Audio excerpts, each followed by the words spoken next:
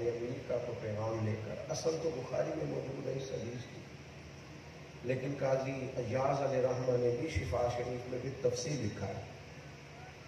عرب کے لوگ جو تھے نا بڑا تکبر رکھتے تھے، وہ اپنے غلاموں کو ہر وقت تکلیف دیتے، دبا کے رکھتے، تنگ کرتے اور بلا وجہ بھی کرتے، تو لوگ سہ میں رہتے، ڈرے رہتے۔ حالانکہ حالات کے سہم میں ہوئے لوگوں کو بتا دو حالات بدل جاتے ہیں، کوئی ایک جیسے نہیں رہتے۔ ڈری ڈری سہمی تھکی باتیں نہیں کرنی چاہیے۔ تو وہ شخص حضور سے ملنے آیا، تو جب اس نے دیکھا نا نبی پاک علیہ السلام کے صحابہ بھی بہت احترام کر رہے ہیں، ہاتھ باندھے، وہ کانپنے لگ گیا۔ حضور نے فرمایا ڈرتے کیوں ہو؟ کہنے لگا میں مدینے کی حکومت کے سربراہ کے پاس آیا ہوں، ڈر لگتا ہے کوئی ایسی بات نہ ہو جائے آپ ناراض ہو جائے، کیونکہ وہ ڈرے ہوئے لوگ تھے نا، ڈرے ہوئے تھے۔ آج اگر کسی کی جرت نہیں نا وزیر سے بات کرنے کی، تو پیر سے کرنے کی بھی کوئی نہیں، اس لیے کہ انہوں نے بھی ڈرایا ہے تو انہوں نے بھی ڈرایا ہے، ان کا بھی پروٹوکول ہے تو ان کا بھی۔ یہ دوسروں کو کہہ رہے ہیں فقیر ہو جاؤ فقیر ہو جاؤ، تو امیر ہوتے جاتے ہیں۔ میرے عزیز، نبی پاک علیہ الصلوۃ والسلام کی بارگاہ میں وہ شخص ڈر رہا ہے، کانپ رہا ہے۔ حضور نے فرمایا کیوں ڈرتے ہو؟ کہنے لگا جی ڈر لگتا ہے، آپ امیر ہیں کہیں ناراض نہ ہو جائیں، آپ امیر وقت ہیں۔ بات کیا تھی، چلی کہاں گئی؟ اس نے کیا کہا تھا، پہنچ کہاں گئی؟ حضور تو رونے لگے، اور پھر میرے قریب تسلی دیتے ہوئے فرمانے لگے تو کسی بادشاہ کے پاس نہیں آیا، تو اس بیٹے کے پاس آیا ہے جس کی ماں گوشت کے خشک ٹکڑے کھا کے بھی گزارا کر لے۔ سبحان اللہ۔ غریب ماں کے بیٹے کے پاس آیا۔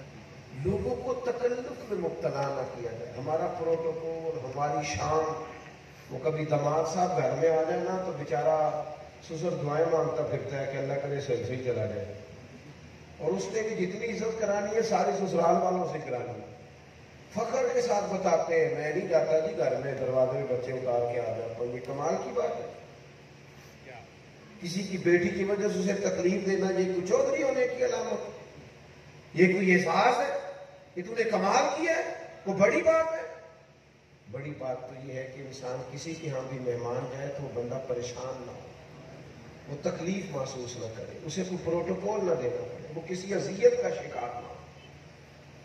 بدر کی جنگ کے لیے جب نبی پاک علیہ السلام تشریف لے گئے تو آپ نے سن رکھا ہے کہ اس وقت حالات یہ تھے کہ 3 لوگوں کے لیے ایک سواری تھی، تو ایک سواری پہ حضرت مولا علی شیر خدا تھے، نبی پاک علیہ السلام تھے، اور ساتھ غالباً حضرت ابو لبابہ تھے۔ اب چونکہ 3 آدمی سواری پہ بیٹھے تو سواری کو تکلیف ہوتی ہے، اور میں اس دین کے ماننے والا ہوں، آپ اس دین کے ماننے والے ہیں جو جانوروں کی تکلیف کا بھی احساس کرتا ہے، جانور کو زیادہ تکلیف نہ ہو، اس کا بھی دین احساس کرتا ہے۔ تو کریم محبوب علیہ السلام نے فرمایا بھائی 2 بندے بیٹھ جائیں سواری پہ، ایک پیدل چلے۔ کچھ دیر وہ پیدل چلے اور پھر ایک اور بیٹھ جائے، ایک اتر جائے، اور جو پہلے چل رہا تھا وہ بیٹھ جائے، 2 بیٹھ جائیں، 3 نہ بیٹھے۔ اب نبی پاک علیہ السلام نے خود بھی یہی کیا، ایک سواری، ساتھ مولا علی، ساتھ حضرت ابو لبابہ رضی اللہ تعالی عنہما۔ اب ایک دفعہ حضرت ابو لبابہ حضور علیہ السلام کی مقدس پشت پر بیٹھے، پیچھے سفر ہوا، پھر حضرت مولا علی بیٹھے، حضرت ابو لبابہ پیدل چلے۔ آپ کی توجہ ہے میری بات پر؟ اب حضور کی باری آئی پیدل چلنے، قریب نیچے اتر آئے، اب میں پیدل چلوں گا۔ دست بستہ دونوں غلاموں نے عرض کی حضور ہماری جانیں بھی قربان، ہماری روحیں بھی قربان، ہمارے ماں باپ بھی قربان، ہماری اولادیں بھی قربان، حضور مہربانی کریں ہم پیدل چلتے، آپ تشریف رکھیں۔ پتہ ہے حضور نے کیا فرمایا؟ یہ دیکھیں، یہ قرین قیاس ہے، بالکل عین عقل کے قریب بات۔ حضور فرمانے لگے تم مجھ سے زیادہ طاقتور ہو کہ تم پیدل چل سکتے ہو، میں نہیں چل سکتا، تم زیادہ طاقتور ہو۔ اور پھر حضور فرمانے لگے تم نے اللہ تعالیٰ سے زیادہ اجر لینا ہے، میں نے بھی تو اپنے رب سے اجر لینا ہے۔ سبحان اللہ۔ آپ اپنی زندگی میں نا ذرا لیول ٹھیک کریں۔ چلے زیادہ لمبی بات نہیں کرتا، جو لیول بیٹی کا ہے نا میں اتنا بہو کا بھی بنا لے. ناراض ہو گیا؟ نہیں آپ خوش تو ہونا، میں نے خوشی والی بات کی. زیادہ نہیں، میں یہ نہیں کہتا بیٹی سے زیادہ درجہ دے دیں. جتنا لیول آپ کے ذہن میں اپنی بیٹی کا ہے نا وہ اتنا بہو کا بھی بنائے، وہ بھی بیٹی ہے. اسی زاویہ نظر سے اسے بھی دیکھیں. وہ یعنی بیٹی اگر جا کے سسرال میں کام نہ کرے، شکایت ہے تو کہتے ہیں یہ تو بچی ہے، اور اگر بہو سے کام ٹھیک نہ ہو تو کہتے ہیں تیرے اماں نے سکھا کے نہیں کریا. تو بھائی تیرا اپنی بیٹی کے بارے میں فتویٰ یہ ہے کہ ابھی بچی ہے، اور دوسری کی بیٹی کے بارے میں یہ نقطہ نظر کیوں نہیں، کہ تیری رائے کیوں نہیں؟ تو مساوات میں آئے. یہ تکبر، یہ حسد، پھر عداوت، کینہ بڑی بیماری ہے. کسی لڑائی ہو جاتی ہے نا، اختلاف رائے ہو جاتا ہے. جہاں زندہ لوگ رہتے ہیں وہاں رائے کا اختلاف بھی مردوں میں نہیں ہوتا. وہ جو فوت ہو گئے ان میں رائے کا اختلاف، جہاں زندہ لوگ رہتے ہیں وہاں رائے کا اختلاف بھی 100% ہوتا ہے. ایک آپ صبح بچوں سے پوچھ لیں آج پکانا کی ہے، تو ایک کہے گا میں نے یہ نہیں کھانا، تو دوسرا کہے گا میں نے، تو ان سے عداوت پیدا کر لیں گے. رائے کا اختلاف ہے، یہ ہو جاتا ہے. یہ زندہ لوگوں کی علامت ہے، اسے خوش دلی سے قبول کریں. لیکن ہم ضد بنا لیتے ہیں. بہت سارے لوگ کہتے ہیں آپ نے مجھ سے مشورہ مانگا تھا، اگر ماننا نہیں تھا تو مانگا کیوں تھا؟ وہ خدا کے بندے، مشورہ مانگا تھا، حکم تو نہیں نہ مانگا تھا. مشورہ وہ ہوتا ہے قبول بھی کیا جا سکتا ہے اور رد بھی کیا جا سکتا ہے. تو آپ نے تو حکم دے دیا. پھر اس نام ماننے پر اتنی بڑی ناراضگی. ان بھائی نے بھی اپنی بیٹی کی منگنی کیا تو مجھے بلایا نہیں، لہٰذا میرا مرنا جینا ختم ہو گیا. خدا کے بندے، بھائی تو بیٹی کی شادی پہ بھی نہ بلاتا تو پھر بھی جائز نہیں اس سے تعلق توڑنا. اس کی مرضی بلائے چاہے. آپ کس چکر میں بگڑ رہے ہیں اور اتنا لمبا بگڑ رہے ہیں؟ عداوتیں نہیں، بغض نہیں، حسد نہیں. ہم بغض پیدا کرتے ہیں. چلے جی برادری اکٹھی ہو گئی، چودھری صاحب آ گئے، صلح کر لو. لڑائی ہوئی تھی صلح کر لو. اب آ گئے چودھری صاحب، اب آ گئے برادری کے بڑے، صلح کر لینی ہے، معاف نہیں کرنا. پھر انتظار کرنا ہے کہ جب میرے قابو آئے گا نا. یہ مومن کا طریقہ نہیں. عداوت دل میں رکھنا، بغض رکھنا. جب آپ نے کہا میں نے معاف کیا تو پھر معاف کیا. اللہ کے رسول صلی اللہ تعالی علیہ وسلم جب کسی کو معاف کرتے تھے تو اس کی پچھلی غلطیاں بھی نہیں گنواتے.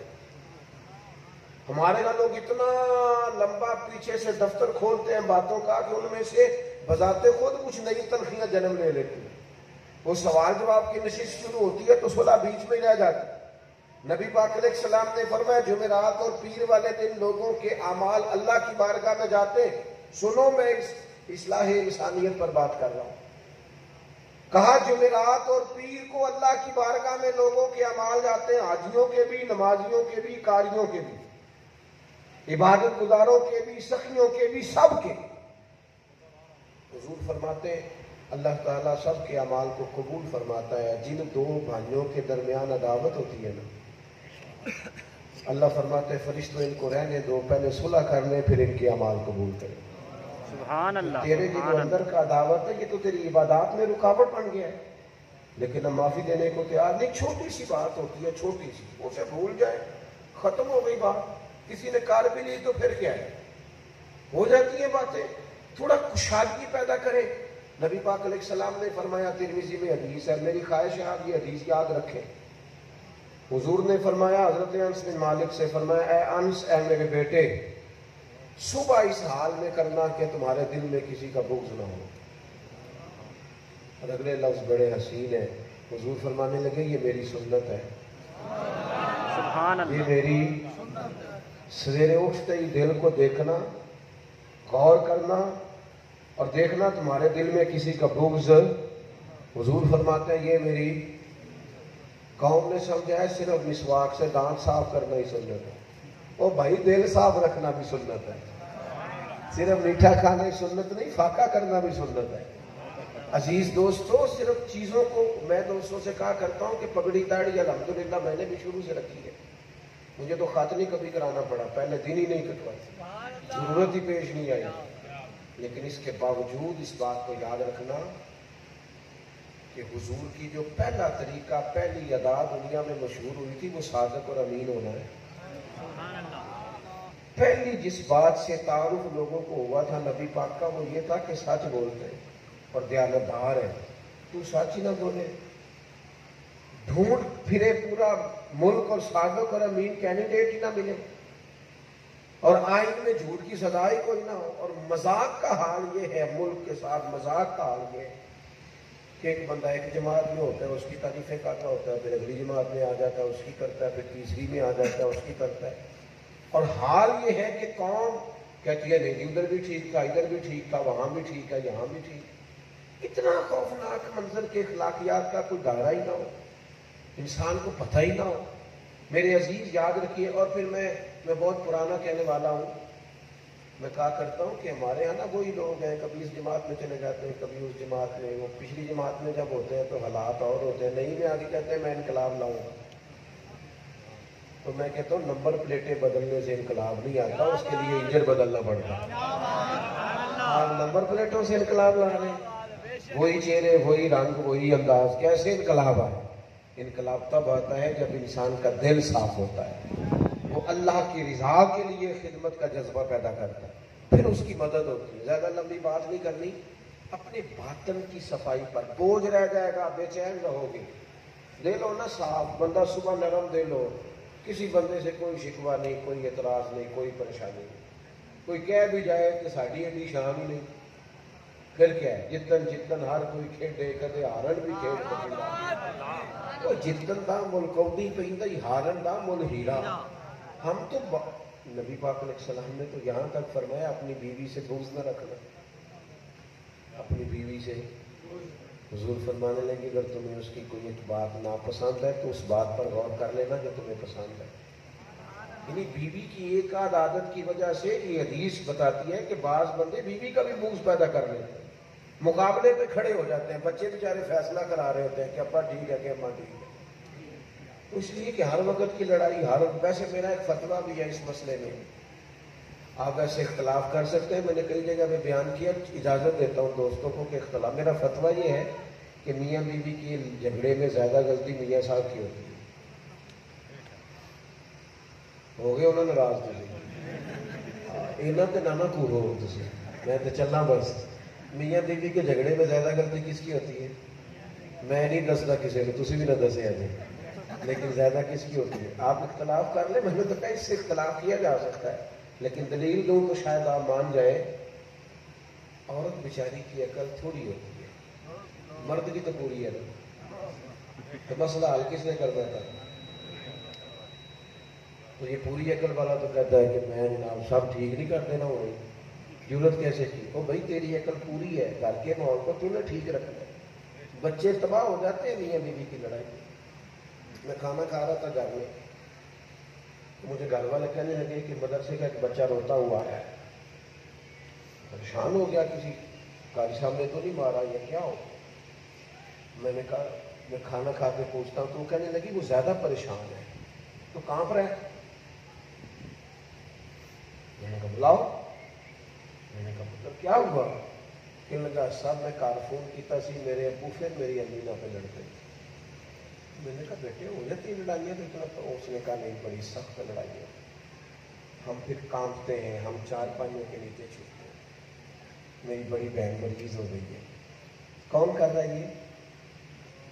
کون تکلیف دے رہا ہے یہ بچوں کو؟ ابا کہتا ہے میں نے ہارنا ہی نہیں، سوال ہی نہیں پیدا ہوتا. تو اماں کہتی ہے میں کیسے ہار جاؤں؟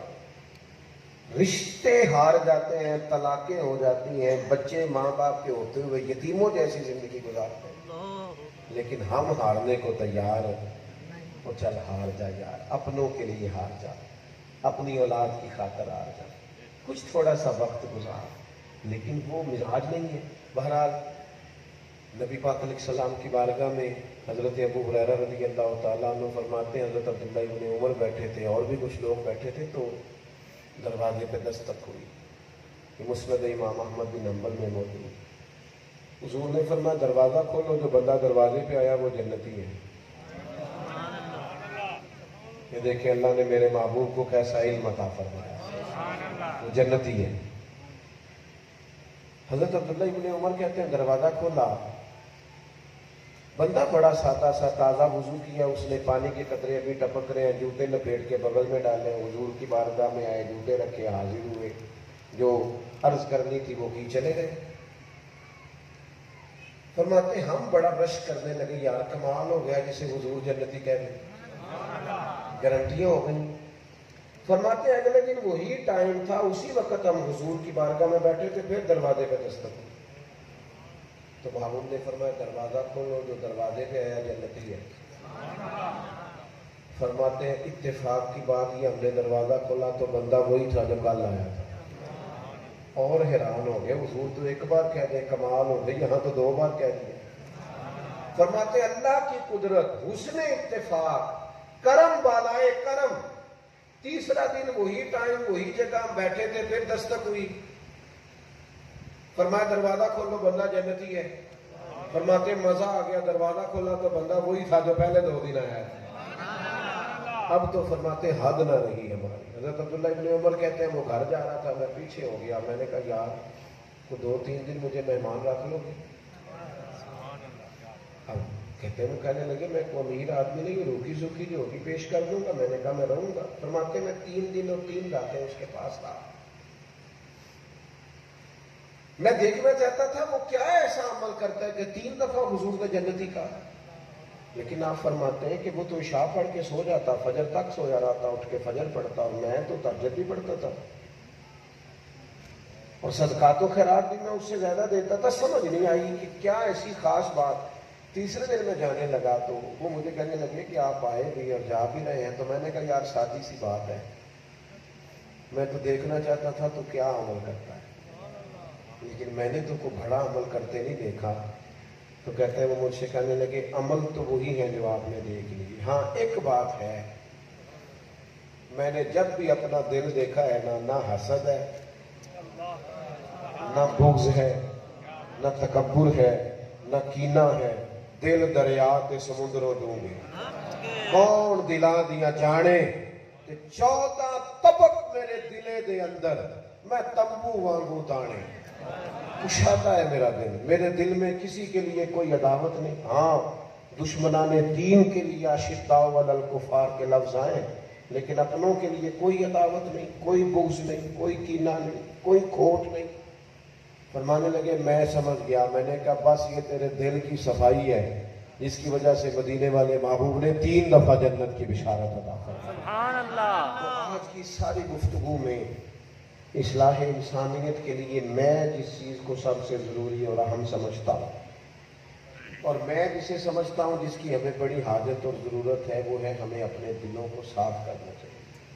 اپنے باطن سے اگر یہ ساری چیزیں ہم نکال دیں، یہ کھوٹ، یہ عداوت، آپ یقین کریں ہم اپنوں کے ساتھ رہتے ہیں پر صاف نہیں ہوتے، ہم اپنوں کے بیچ وقت گزارتے ہیں پر اس کا لطف نہیں لے پاتے، ہم لوگوں کے ساتھ رہتے ہیں لیکن چونکہ دل صاف رکھ کے نہیں رہتے، لہذا ساتھ رہنے میں بھی کوئی لطف نصیب نہیں ہوتا۔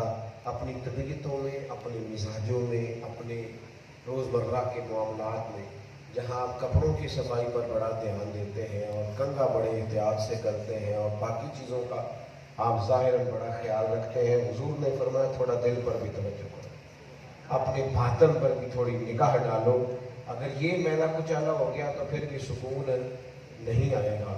اللہ کی بارگاہ میں دعا کرتا ہوں کہ میں نے کہا ہے اللہ اسے قبول فرمائے، اور گفتگو کرتے اگر کہیں بھول گئے تو اللہ تعالیٰ کا گزر فرمائے۔